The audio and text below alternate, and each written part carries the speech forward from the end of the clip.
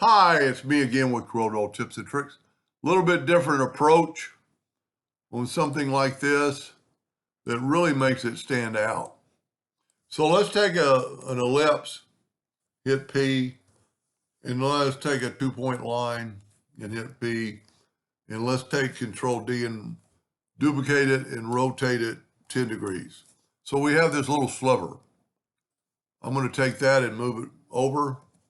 I will turn it blue here in just a second, but I'm going to delete all these, and I'm going to nudge this back.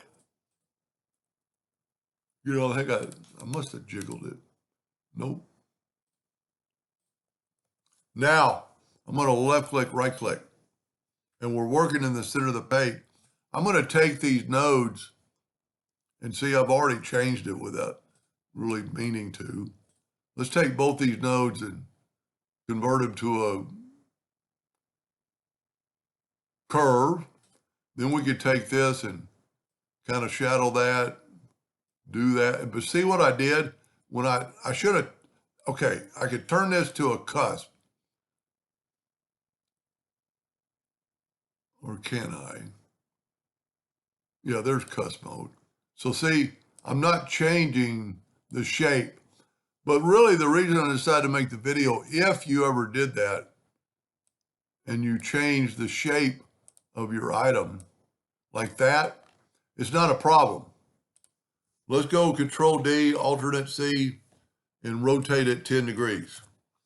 Now we have a new shape.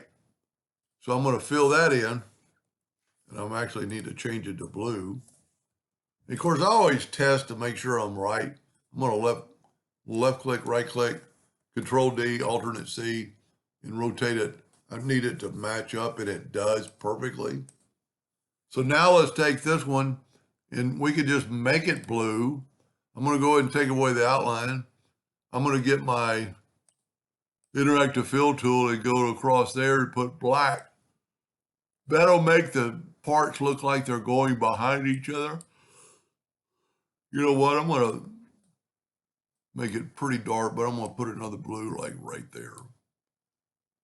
Now, Control D, Alternate C, 10 degrees. Look at that. And see, it's just going to match up with that little turn. I think I like my first one better. It looks like folded sheets of paper. Anyway, I hope that helped you a little bit, and thank you for watching.